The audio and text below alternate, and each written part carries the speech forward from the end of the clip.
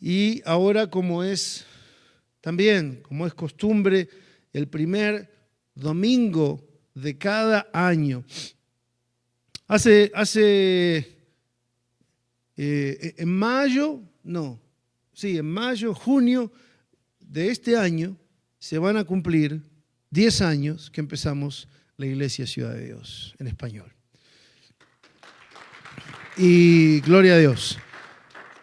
Y el primer año, cuando empezamos, el Señor nos dio una palabra, ¿sí? Nos dio una palabra que está en Isaías 60 y nos dijo: levántate y resplandece. Y nosotros entendimos que esa palabra era más que una palabra para levantarnos el ánimo ese día. Era una palabra que tenía que marcar todo el año que iba a entrar, ¿sí?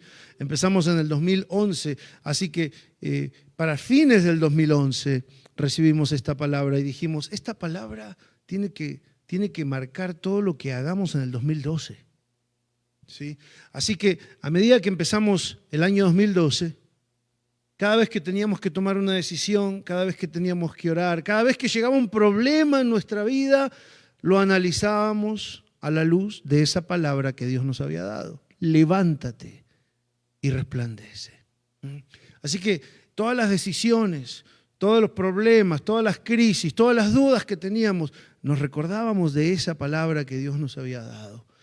Y esa palabra nos guiaba. Y para fin del 2012 vimos cómo el Señor, a través de esa palabra, nos bendijo, nos guió, nos protegió, ¿sí? Y cumplió todo lo que Él tenía para nosotros. Entonces, cuando estábamos llegando para el fin del 2012, pues dijimos: pues vamos a buscar la palabra para el 2013, ¿verdad? Porque ya nos gustó esto. Y así fue que el Señor nos dio una palabra para el 2013. Y eso se volvió una disciplina, un hábito en nuestra Iglesia Ciudad de Dios, donde todos los años buscamos una palabra de Dios que nos guíe todo el año. La Escritura, la Biblia nos guía todos los días de nuestra vida, pero hay una palabra que nos guía todo el año, ¿sí? Entonces, cuando empieza septiembre, octubre, noviembre, empezamos a orar, empezamos a ayunar, el equipo de líderes, de pastores, y empezamos a buscar la palabra para el próximo año, ¿verdad? Y bueno, el Señor nos ha entregado la palabra para este año 2022. Y entonces lo que hacemos es que el primer domingo del año entregamos esa palabra, porque esa palabra va a guiar nuestro año completo. A veces nos lleva más de un domingo entender lo que el Señor nos quiere decir. Así que probablemente estemos predicando sobre esta palabra no solamente hoy, sino por un par de semanas, porque la palabra de Dios es muy profunda a veces, ¿sí? Entonces hoy traigo yo la palabra de Dios para el 2022. Y cuando escuches esta palabra, te repito porque algunos somos nuevos y me parece muy importante que lo entendamos. A través del año tenemos que volver a esta palabra. Tenemos que recordarnos esta palabra. Cuando vayas a tomar decisiones, recuerda esta palabra. Cuando no entiendas lo que esté pasando en tu vida, recuerda la palabra que el Señor nos dio hoy. Te lo digo porque nosotros ya lo hemos hecho y el Señor nos ha bendecido. Porque es como una estrella que te guía en la noche, ¿sí? Es lumbrera en tu camino, dice el salmista. Así que cuando recibamos esta palabra el día de hoy, es una palabra que no es para un domingo y ya. Esta es una palabra para todo el año. Así que escríbela, pégala en tu refrigerador, ¿sí? Ahí, si tienes tu devocional, ahí viene un recordatorio que después te lo voy a mostrar, para que cada día cuando abras tu devocional te acuerdes cuál es la palabra que Dios nos dio este año. Así que ahora quiero entregar esta palabra a la iglesia. Amén. Así que te voy a invitar a que leamos juntos Mateo 16, del 21 al 26. Si tienes tu Biblia lo puedes leer, pero yo estoy usando una traducción un poco especial, que es la traducción del lenguaje actual. Así que, si quieres, lo puedes leer en la pantalla junto a nosotros. Si estás en el Facebook, lo vamos a poner en la pantalla, ¿sí? Porque esta traducción es un poquito diferente. Y dice de esta manera: desde este momento, Jesús comenzó a decirle a sus discípulos lo que le iba a pasar. Tendré que ir a Jerusalén y los líderes del país, los sacerdotes principales y los maestros de la ley me harán sufrir mucho. Allí van a matarme, pero 3 días después resucitaré. Entonces Pedro se llevó a Jesús aparte y le reprendió por hablar así. Le dijo: eso no puede sucederte, Señor, que Dios nunca lo permita. Jesús se volvió y le dijo: Pedro, estás hablando como Satanás, vete.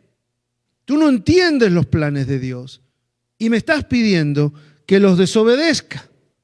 Verso 24. Luego Jesús les dijo a sus discípulos: si ustedes quieren ser mis discípulos, tienen que olvidarse de hacer su propia voluntad.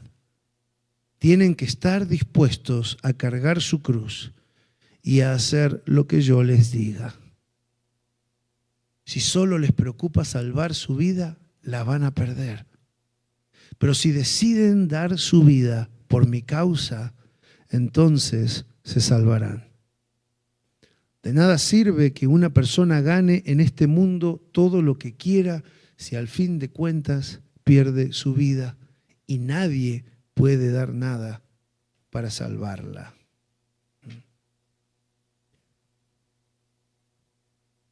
Jesús tiene esta conversación con Pedro y con sus discípulos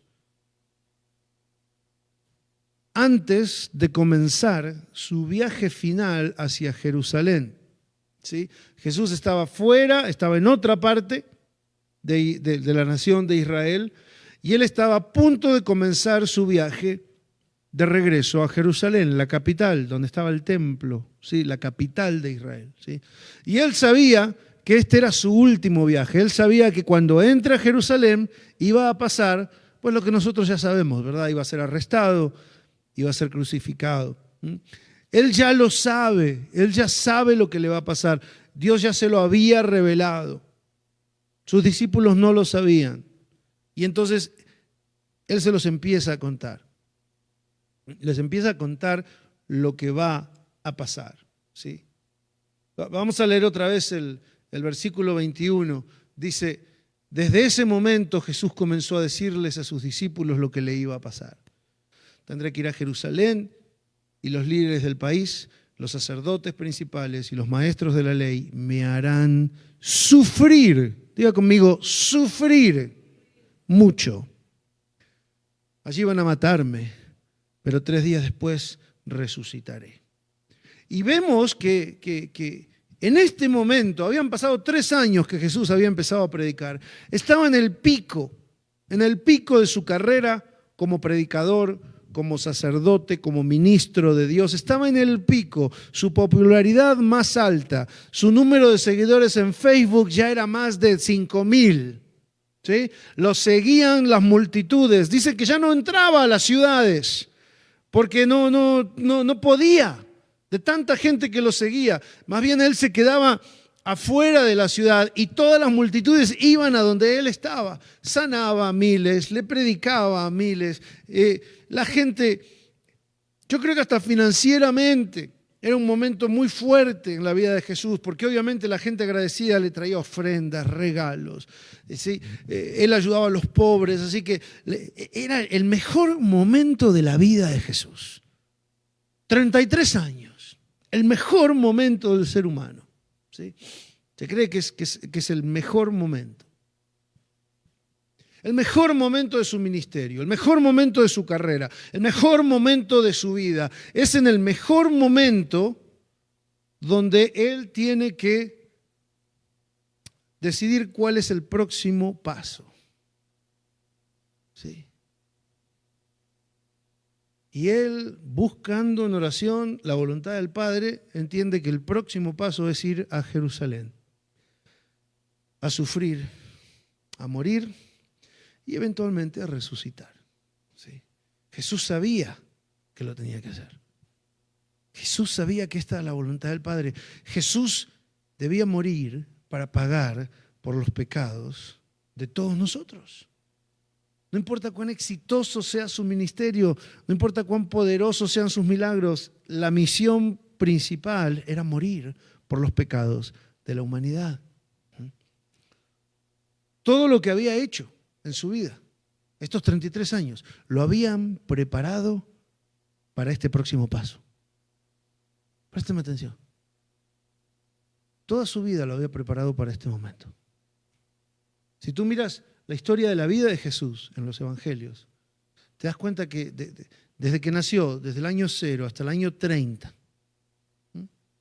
todo lo preparó para el día que Juan el Bautista estaba bautizando.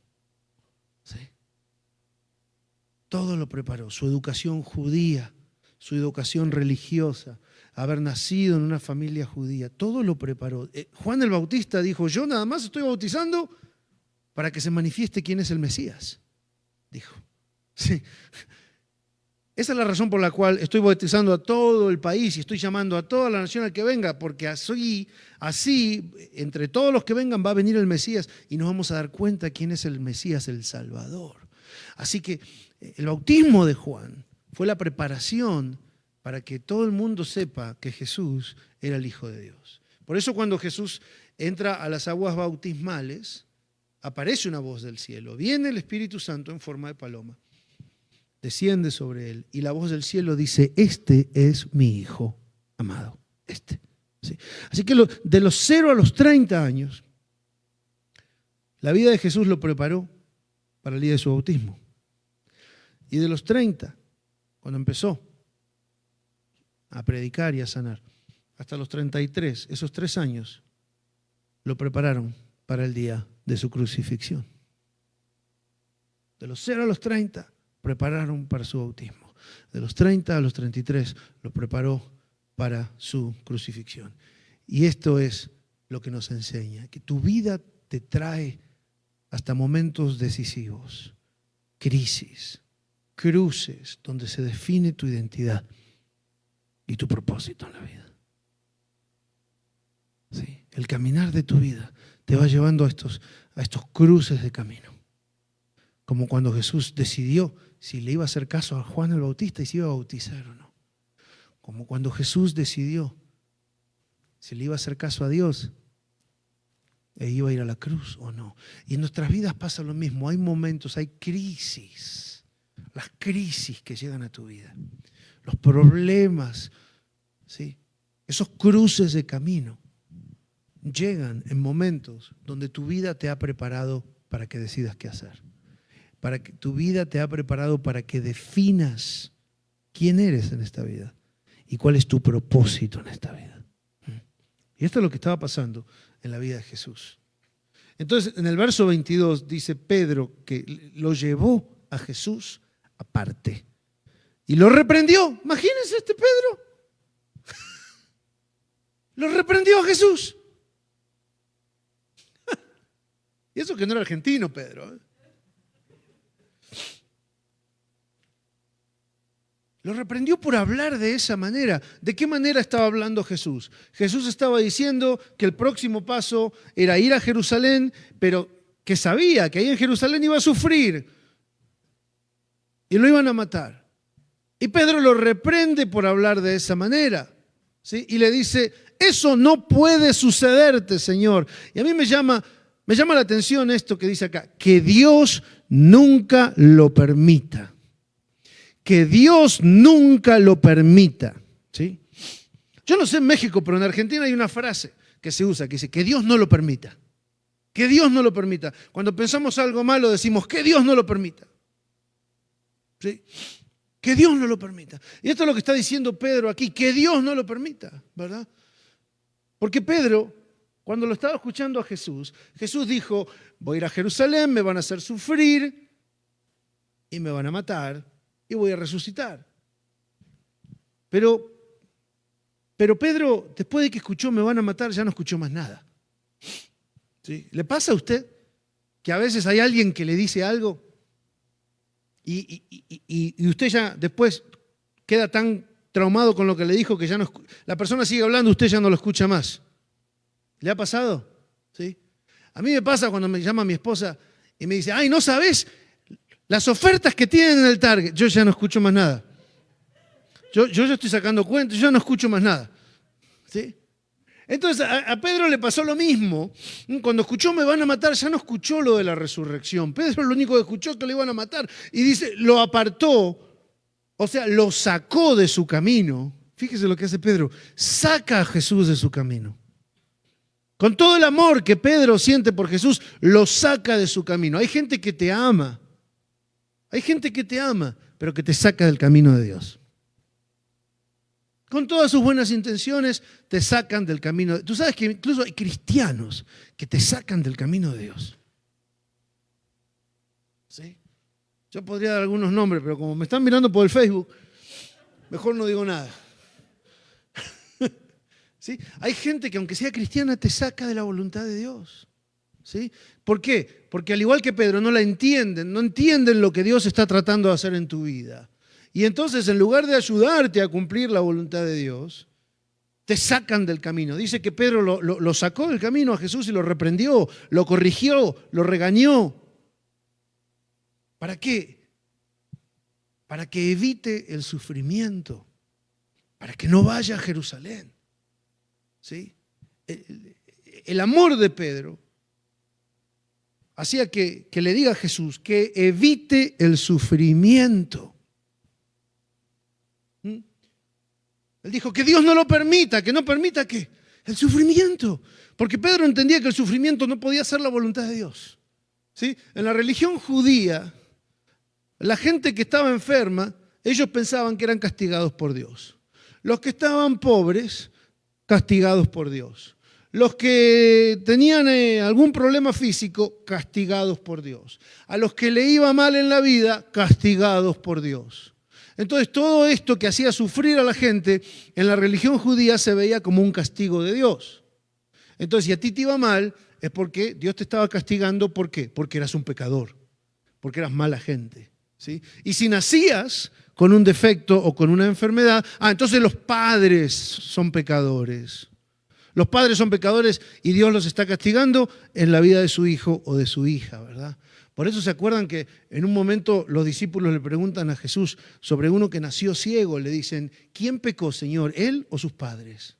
Porque en la mente judía, una enfermedad, un sufrimiento, era un castigo de Dios porque alguien había pecado. Entonces, cuando Pedro escucha que Jesús iba a ser maltratado, iba a sufrir, iba a ser arrestado, dice, todo eso no es de Dios. Todo eso no es de Dios, eso no te puede pasar a ti porque tú no has pecado, porque tú no te mereces el castigo de Dios. Entonces en la mente de Pedro, Dios no puede hacer sufrir a nadie. El sufrimiento hay que evitarlo porque el sufrimiento no puede ser la voluntad de Dios en la mente de un judío como Pedro. Así que hay que evitarlo a toda costa, el sufrimiento hay que evitarlo a toda costa. Dios debe, según Pedro dice, que Dios no lo permita. O sea, Dios debe ayudarnos a evitar el sufrimiento. Y yo creo que no es una cosa solo de judíos, es de todos los seres humanos, porque hasta el día de hoy seguimos reaccionando igual que Pedro. Cada vez que llega sufrimiento, nos enojamos con Dios. ¿Sí? La gente se aleja de Dios cuando le llega una enfermedad. Cuando muere un ser querido, ni se hable si muere un niño, ¿verdad? La gente se enoja con Dios como que la obligación de Dios es evitarnos el dolor. Como si la obligación de Dios fuera evitarnos el sufrimiento, ¿verdad? Y yo la escucho a la gente en pocas palabras, sin querer. Esto es lo que está diciendo la gente. Y si Dios no sirve para evitarnos el sufrimiento, ¿para qué sirve Dios? Y si Dios no sirve para evitarnos el sufrimiento, ¿para qué queremos a Dios? ¿Verdad? Y entonces cuando Dios no evita el sufrimiento, nos enojamos, nos alejamos o dejamos de creer en Dios. Porque después de todo, para lo único que debería existir Dios y vivir Dios es para evitarnos el sufrimiento a moi. ¿Sí? A mí y a ti. Parece que esa fuera la única, ¿sí? Y por eso pensamos que igual que Pedro, que cuando estamos sufriendo es porque estamos fuera de la voluntad de Dios. ¿Qué hicimos? ¿Sí? Pero esta es la realidad. La realidad es que en el sufrimiento y en la crisis, en el problema, en la pérdida, es donde Dios nos transforma.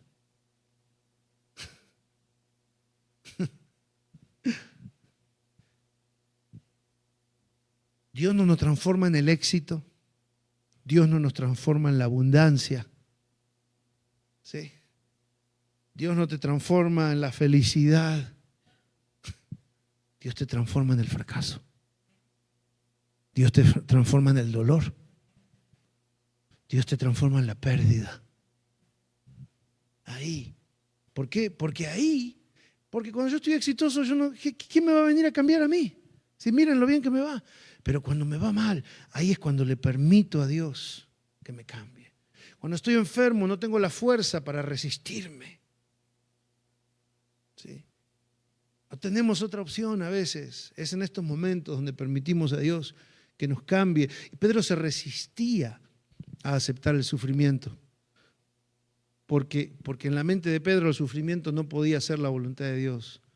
Sin embargo, Jesús se lo explica de otra manera, ¿verdad? En el verso 23 Jesús le dice a Pedro: Pedro, estás hablando como Satanás. ¿What? Vete. Tú no entiendes los planes de Dios y me estás pidiendo que los desobedezca. ¿Por qué estaba Pedro hablando como Satanás? ¿Sí? Porque Satanás toma la palabra de Dios y la tuerce. ¿Sí? Eso es lo que hace Satanás. Satanás no inventa nada. Desde el principio, la serpiente, padre de mentira, Satanás, toma lo que Dios dijo y lo tuerce. ¿Se acuerdan la conversación con Eva? Satanás no le dijo algo nuevo a Eva. Tomó lo que Dios le había dicho. Le dijo, así que Dios les dijo que no pueden comer de ese fruto porque se van a morir. Es mentira. Y le cambia, le tuerce lo que dijo Dios. Esto es lo que hace Satanás. Satanás toma la palabra de Dios y la tuerce, ¿sí? Entonces esto es lo que Pedro le está diciendo a Jesús. Le está diciendo, un Dios de amor no te puede hacer sufrir. Y lo seguimos escuchando el día de hoy, ¿sí o no? Un Dios de amor no te puede hacer sufrir. Un Dios de amor no puede enviar a nadie al infierno. Un Dios de amor acepta a todos como son. Eso lo escuchamos hoy. Están tomando la palabra de Dios, que es el amor de Dios, y lo están torciendo. Y esto es lo que hace Satanás, ¿sí? Pedro no entendía, dice Jesús, tú no entiendes los planes de Dios, Pedro. El plan de Dios, el plan de Dios no es evitarte el sufrimiento. Porque eso implicaría que cada vez que llegue sufrimiento a tu vida, huyas, te escondas. Eso te haría débil al sufrimiento. ¿Sí? ¿Usted sabe lo que hace la vacuna? Hablando de debilidad. La vacuna prepara tu cuerpo para pelear contra el virus. Eso es lo que hace una vacuna. Genera anticuerpos. ¿Sí? Entonces,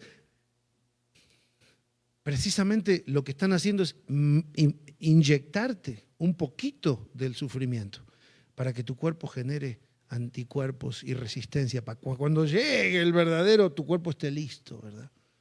Entonces, si no te ponen, si te protegen de ese virus, tu cuerpo no genera los anticuerpos necesarios para pelearlo, para resistirlo. ¿Sí? Y si Dios nos estuviera protegiendo continuamente del sufrimiento, cada vez que llegue sufrimiento a nuestras vidas, nos va a vencer, nos va a derrotar, nos va a desviar del camino de Dios. Porque vas a ver el sufrimiento y vas a ir para otro lado. Pero quizás es ahí en el sufrimiento donde está la voluntad de Dios. Entonces, tú no vas a ver la voluntad de Dios, tú vas a ver el sufrimiento. Y vas a decir, no, por ahí no voy por acá. Y eso es lo que Pedro le estaba diciendo a Jesús. No, si en Jerusalén te van a hacer sufrir, no vayas a Jerusalén, vamos para allá. Y lo estaba desviando del plan de Dios. ¿Sí? Así que el plan de Dios no es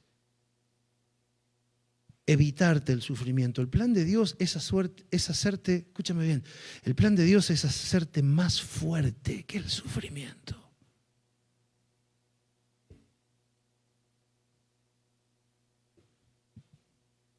Y te dice, pastor, es el primer día del año, no podía hablar de algo más.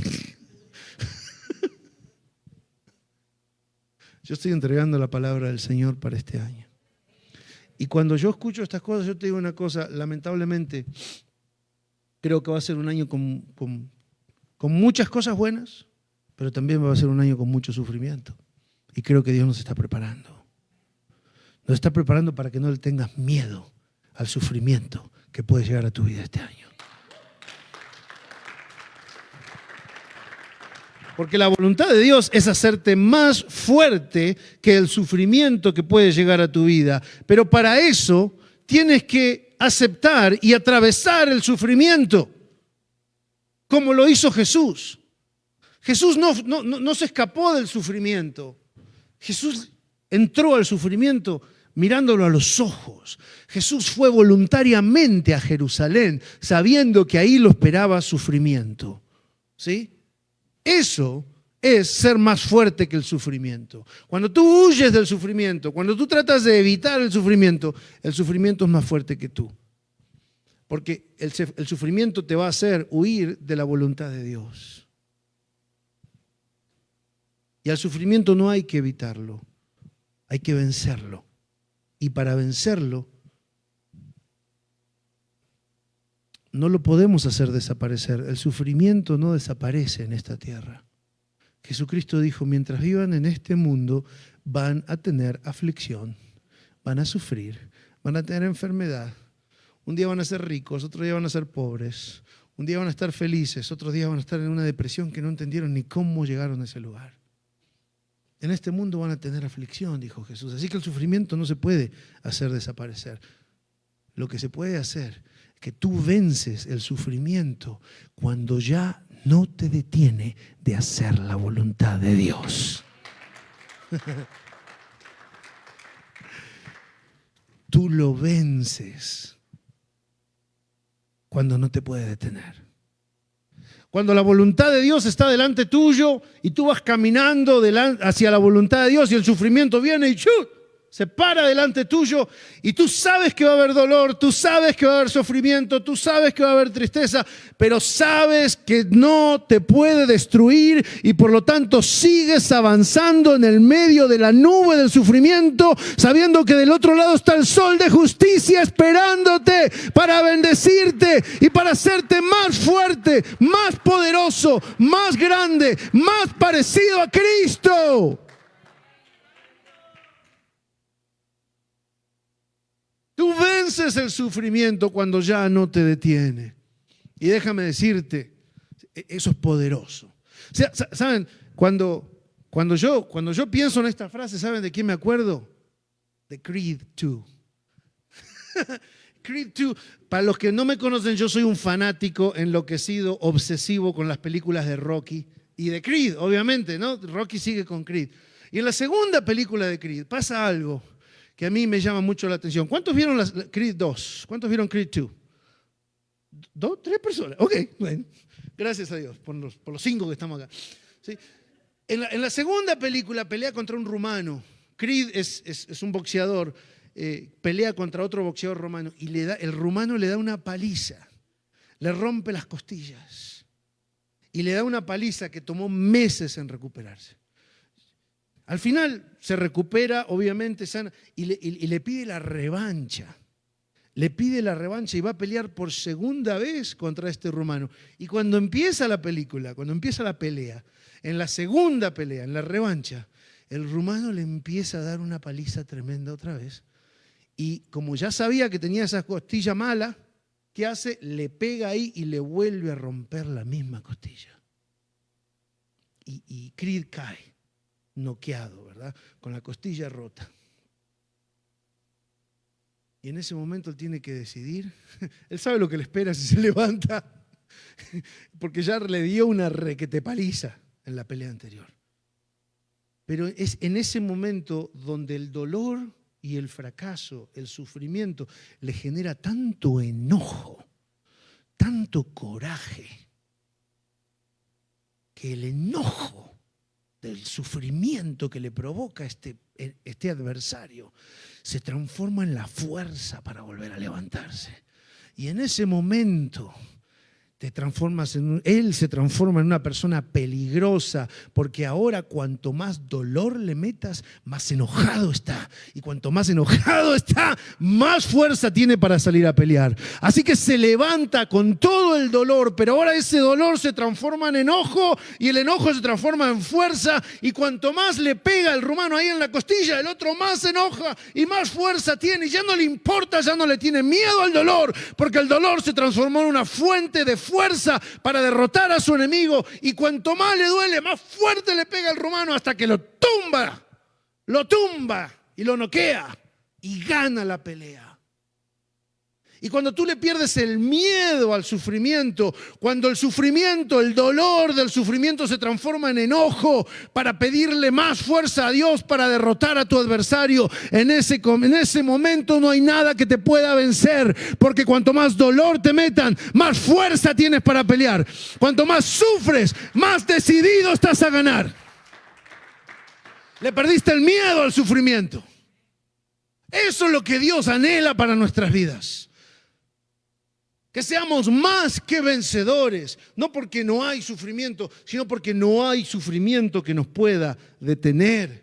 Pedro estaba haciendo que Jesús desobedeciera el plan de Dios por miedo al sufrimiento. Y si tú no dejas de tenerle miedo al sufrimiento, el sufrimiento siempre te va a desviar del plan de Dios, como Pedro estaba tratando de desviar a Jesús. Eso es el plan de Satanás para tu vida y para la mía. Evitar que sigamos a Dios, conseguir que el sufrimiento nos detenga, que el sufrimiento nos desvíe, que el sufrimiento nos haga huir, que el sufrimiento nos haga tirar la toalla. Y en el verso 24 Jesús les dice a sus discípulos, no a las multitudes que venían por un pedacito de pan, a los 12 que habían dejado todo por seguirlo a él, a sus discípulos. ¿Cuántos discípulos de Jesús tenemos en este lugar? Le dice a sus discípulos: si ustedes quieren ser mis discípulos, tienen que olvidarse de hacer su propia voluntad. En la versión tradicional dice: niéguense a sí mismos. Niéguese a sí mismo. O sea, olvídate de hacer tu voluntad. ¿Sí? Pero nadie te está obligando a hacer esto. Esto es solamente si quieres ser discípulo de Jesús. Esto no es manipulación religiosa. ¿Sí? Esto no es una dictadura espiritual. Esto es Jesús diciendo: ¿quieres ser mi discípulo? Esto es lo que necesitas hacer. Si no lo quieres hacer, it's okay. Go to hell. It's okay.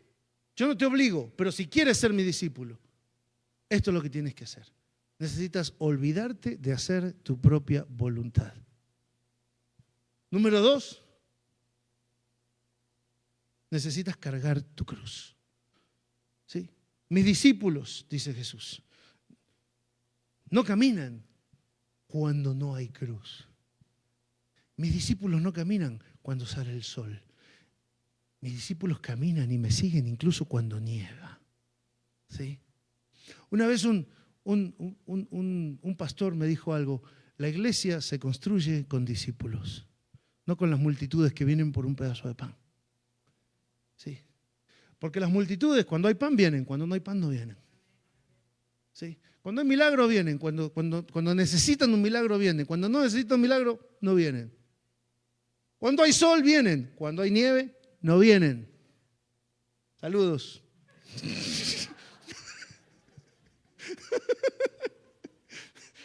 Cuando no hay juego de los Broncos vienen, cuando juegan los Broncos no vienen. Cuando juega la América no vienen. Cuando juega las Chivas no vienen. Cuando viene el tío de la hermana del compadre que viene de Guatemala, México, no vienen. ¿Sí? Las multitudes vienen cuando quieren y cuando no quieren no vienen. Pero este pastor me decía: la iglesia de Jesucristo lleva 2000 años construyéndose sobre los hombros, sobre las vidas de los discípulos de Jesús, que se niegan a sí mismos, cargan la cruz y lo siguen cada día de su vida, con nieve o sin nieve, con persecución, con problemas, con enfermedades, con depresión, con problemas de trabajo, de matrimonio. Seguimos a Jesús cada día de nuestras vidas, a pesar de nuestras fallas, a pesar de nuestros pecados, a pesar de nuestras enfermedades. Lo seguimos a Él, no porque seamos dignos, sino porque Él es digno. Él es digno. Así que el que quiera ser mi discípulo, Niéguese a sí mismo, toma su cruz. Porque la cruz, a los discípulos de Jesús, a la cruz no los detiene. La cruz no nos detiene. Nos pesa, nos duele. Nos dice, híjole, esta cruz, pero no nos detiene. La cruz no nos detiene. Podemos llorar, podemos chillar, podemos reclamar, podemos suplicar, pero no dejamos de caminar. Aleluya. No dejamos de caminar. A esta altura la cruz no nos asusta. La cruz no nos asusta. Porque somos más fuertes que el sufrimiento. Porque sabemos que después de la cruz viene la resurrección. La cruz no nos asusta. La cruz no nos desvía, como Pedro quería hacerle a Jesús. La cruz no nos desvía, al contrario. Jesús vio la cruz. Jesús sabía que si iba a Jerusalén, él ya sabía, ya había visto lo que le iba a pasar. Él veía la cruz y sin embargo dijo, vamos para Jerusalén. Vamos exactamente hacia la cruz. Y a los discípulos de Jesucristo la cruz no nos desvía. Nosotros vemos la cruz, tragamos saliva, nos encomendamos a todos los santos y le damos derecho hacia la cruz. Derecho hacia la cruz. La cruz no nos desvía. Así que Jesús dijo, si quieres ser mi discípulo, renuncia a tu voluntad y mientras carga tu cruz, camina, sígueme. Los discípulos de Jesús no le huyen a la cruz, ni la esquivan. Los discípulos de Jesús miran a la cruz, a los ojos, la cargan y siguen a Jesús. Te lo voy a decir otra vez. Los discípulos de Jesús miran a la cruz sin miedo, la cargan, sin fuerzas, pero la cargan y siguen a Jesús cada día de sus vidas. Cuidado, Gerson, no te adelantes. Cuidado. Let me see your hands. Let me see your hands. Porque ahora vamos a entregar la palabra para el 2022. La palabra para este año es, ¿listo, Gerson? Mira la cruz.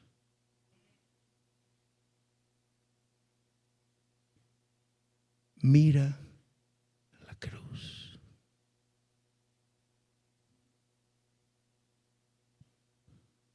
Mira la cruz. Y te voy a dar un momento para que pienses en la situación de vida que estás atravesando.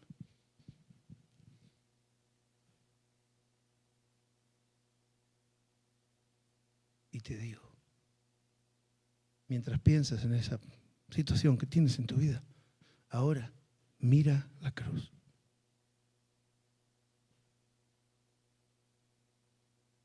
Mira la cruz.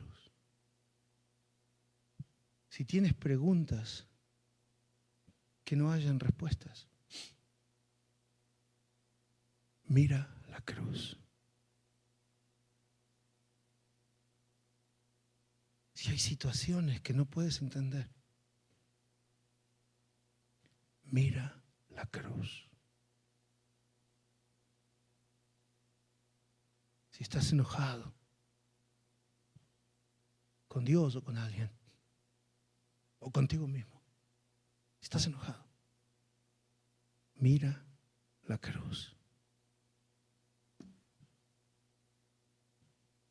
Si estás derrotado, avergonzado, fracasado, desesperado, mira la cruz. Si ya no tienes fuerzas,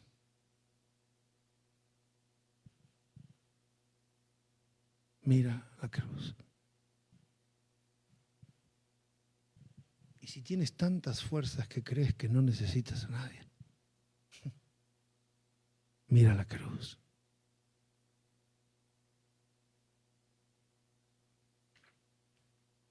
No le huyas, no la esquives. mírala. Mírala. Mírala como la miró Jesús esa noche en Getsemaní, mientras él oraba. Él sabía lo que le estaba esperando.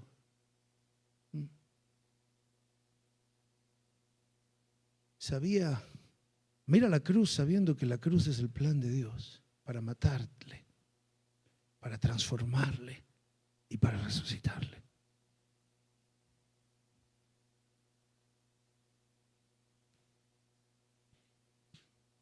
En la cruz está el plan de Dios para tu vida.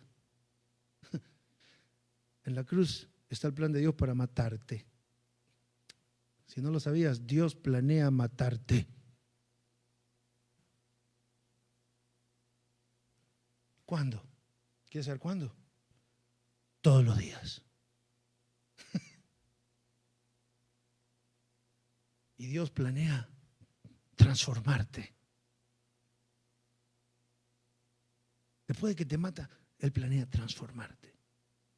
Y después planea resucitarte con una nueva mente, un nuevo cuerpo, una nueva esperanza, un nuevo espíritu. La cruz es el plan de Dios. Por eso Jesús les dice, mire lo que les dice en el verso 25, les dice, si solo les preocupa salvar su vida, la van a perder. Pero si deciden dar su vida por mi causa, entonces se salvarán. De nada sirve que una persona gane en este mundo todo lo que quiera si al final de cuentas pierde su vida. Y nadie puede dar nada para salvar su vida. O sea, tú no puedes salvar tu vida. Solamente Dios puede salvar tu vida. Así que él lo que les está diciendo es, si solo les preocupa sufrir o si solo les preocupa no sufrir, tarde o temprano se van a desviar del plan de Dios. ¿Por qué? Porque el plan de Dios incluye sufrimiento, porque en alguna parte del camino te aparece una cruz. Y si tu plan siempre es no sufrir, si tu plan siempre es el camino más cómodo, en algún momento te vas a desviar del camino de Dios, porque en algún momento del camino de Dios te va a aparecer la cruz. Entonces Jesús les dice, si lo único que están pensando es en no sufrir, o sea, en cuidar sus vidas, en salvar su vida, se van a desviar del camino de Dios y por lo tanto van a perder su vida. Por salvarla, la van a perder. Pero después les dice al revés, si están dispuestos a ir a la cruz, si están dispuestos a seguirme a través de la cruz, aunque pierdan la cruz en su vida, van a ganar la vida eterna. Y déjame decirte, una vez que pierdes tu vida, les dijo, no importa cuánto dinero hayas hecho, ¿sí? No importa cuánto éxito hayas tenido, no importa cuánta gente te admire, te sigue o te respeta, no importa cuánto placer puedas encontrar en el sexo o sustancias de esta vida, todo eso llega un momento que no te sirve para nada. ¿Sabe que el otro día apareció ahí, ahora en el Facebook, aparecen unos videos ahí que se llaman Reels? Yo no entiendo, ya el Facebook me superó. A mí ya me superó. Cuando empezó hace 10 años, yo era más joven y el Facebook también. Pero en estos 10 años el Facebook ha avanzado mucho más que yo y me superó. Pero hay unos videitos y salen, a mí no sé a usted, pero a mí me salen unos videos de Mike Tyson. ¿Se acuerdan del boxeador Mike Tyson? Yo no sé, a mí me gustan los boxeadores, porque los boxeadores entienden lo que es la pelea de la vida. La entienden mejor que nadie. Y me llamó mucho la atención porque Mike Tyson fue un boxeador que hizo cientos de millones de dólares, campeón del mundo. Y sin embargo, en el pico de su carrera, él entendió que era la persona más miserable que existía sobre el planeta. Porque ni el dinero, ni el éxito, ni la fama lo pudieron hacer feliz. Perdió sus amistades, perdió la gente que amaba, perdió todo. Y él dijo algo que me llamó la atención. Dijo, si tú piensas que el dinero te va a hacer más feliz, es porque nunca tuviste dinero. Si tú piensas que ser millonario te va a hacer feliz, es porque nunca fuiste millonario. ¡Ja! Más claro, échele agua. Jesús habla del engaño de las riquezas, ¿verdad? Este es el engaño. Tú piensas que el dinero te va a hacer feliz. Mike Tyson, que ni siquiera fue a la escuela, pero lo vivió en carne propia, tuvo millonadas de dólares. Dijo, si tú piensas que el dinero te hace feliz, tú nunca tuviste dinero. ¿Sí? Y esto es lo que nos está diciendo Jesús. Por tratar de evitar el sufrimiento, por tratar de evitar el compromiso, por tratar de evitar el esfuerzo, terminamos, dice, perdiéndolo todo. Así que tú puedes mirar a la cruz, tú puedes mirar el sufrimiento a través de dos lentes. Por un lado tienes el lente de la comodidad personal, que es el lente favorito de los Estados Unidos. Sí. El lente de la comodidad personal. Tú miras a la cruz como Pedro, desde el lente de la comodidad personal. ¿Sí? Y entonces toda pérdida de comodidad, cuando miras por este lente, toda pérdida de comodidad debe evitarse a toda costa. Aunque me aleje de Dios, no importa. Y según Jesús dice que esta es la perspectiva de Satanás. O puedes mirar la cruz a través de los lentes de Jesús. Y entonces, a través de los lentes de Jesús, toda pérdida del plan de Dios debe evitarse a toda costa, aunque te lleve a la cruz. Toda pérdida del plan de Dios debe evitarse, aunque te traiga sufrimiento. Quiero mostrarte una foto. Cuando estábamos buscando la palabra de Dios para este año, yo me retiré, fui a un convento que está como a unos 40 minutos de aquí. Pasé 3 días ahí, buscando a Dios, orando. Es un lugar hermoso donde uno puede ir y quedarse, y como puedes ver, hay estatuas o hay cosas como estas que te ayudan a meditar en lo que hizo Jesús. No es para que le ores ni a la cruz ni a la estatua, sino para que estos elementos te ayuden a pensar en lo que Jesús hizo en sus vidas, ¿verdad? Y entonces me quedé viernes, sábado y domingo. El sábado a la mañana pasé por esta parte y me senté. Ahí de donde saqué la foto estoy sentado en un banco. Y me quedé mirando esto, ¿verdad? Y obviamente la estatua de Jesús representa el jardín de Getsemaní, donde Jesús estaba orando la noche que fue arrestado. Y obviamente la cruz no estaba en el Getsemaní, pero cuando Jesús estaba orando, Jesús la podía ver, ¿verdad que sí? Jesús sabía lo que le iba a pasar dentro de unas horas. Él la podía ver, aunque no estaba ahí. Él veía lo que le iba a pasar. Y en esta estatua de Jesús, Jesús está mirando a la cruz. En Getsemaní, Jesús está mirando la cruz y está decidiendo qué va a hacer. Por eso le pide al Padre, le dice, si puedes evitarme ir a la cruz, evítamelo. Y yo creo que Jesús se puso a pensar en sus 33 años de vida.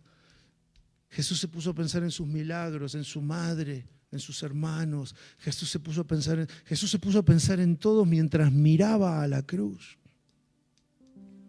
Y decidió ir a la cruz. Pero de ahí yo me fui y seguí caminando, seguí orando, leyendo la Biblia, platicando con el Señor. Y después del mediodía, como que volví a este lugar. Y otra vez me senté y me puse a pensar en cosas que se las voy a contar el próximo domingo, sobre la cruz. Y después me levanté y me volví a ir. Y al final del día, ya se estaba haciendo de noche, y caminaba y visitaba diferentes lugares. Pero al final del día sábado, por tercera vez, vuelvo a este lugar. Y me siento ahí. Y ahí fue cuando tomé esta foto, la tercera vez. Porque ya se estaba acabando mi día y le digo al Señor, no me contestaste ninguna de las preguntas que te hice. Tengo 2 días aquí, ayunando, orando, buscando tu palabra, leyendo tu palabra, clamando a tu Espíritu Santo, haciéndote preguntas, pidiéndote respuestas. No me contestaste ni una, le dije. No me diste ni una sola respuesta. Y el Señor me dijo, Guillermo, no te voy a dar respuestas. Mira la cruz.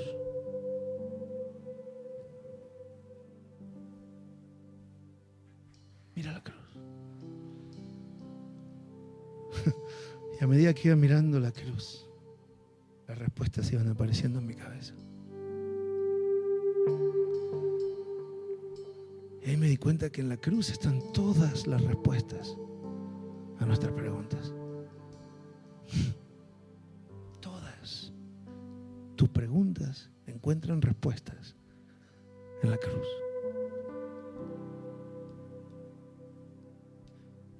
Y empecé a recibir muchas respuestas que algunas te las voy a contar el próximo domingo.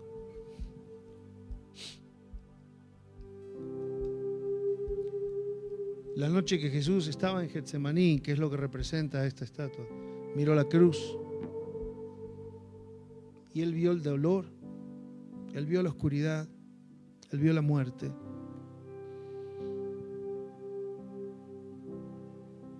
Él vio al Padre en la cruz, él vio su plan, él vio su amor.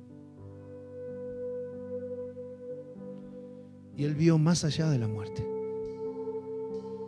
Cuando Jesús miró la cruz, él vio purificación. Usted sabe que la cruz nos purifica. Él vio transformación. La cruz nos transforma. Y él vio resurrección. La cruz nos da nueva vida. Y él vio salvación. La cruz nos da vida eterna. Para siempre. En la presencia de Dios.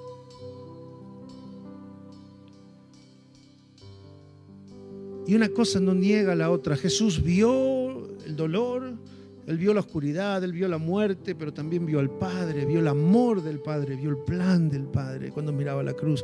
Y también vio su propia purificación, su propia transformación cuando miraba la cruz. Él vio la resurrección y la vida eterna cuando miraba la cruz.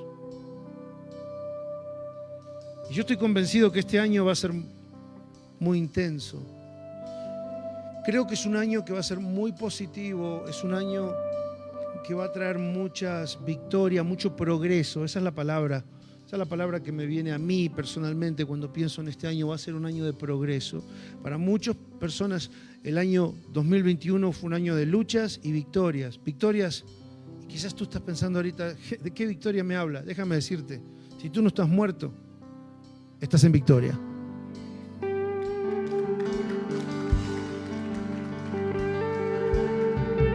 Te digo muerto físicamente, pero también te digo muerto mentalmente. También te digo muerto espiritualmente. Si tú estás aquí y estás vivo, física, mental y espiritualmente, es porque Satanás no te pudo. El round del 2021, ¿sabes quién lo perdió? En la lucha entre tú y Satanás, ¿saben quién perdió el round del 2021?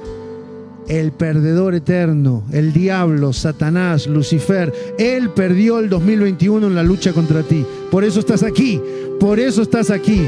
Estás aquí porque ganaste. La lucha no terminó, pero el 2021 lo ganaste. Por eso hoy estás aquí. El 2021 fue un año de victorias. Y ahora el 2022 yo creo que va a ser un año de progreso. Un año de progreso. En el 2021 entraste a una nueva dimensión espiritual, entraste a un nuevo lugar con Dios. El 2022 va a ser un año donde vas a progresar.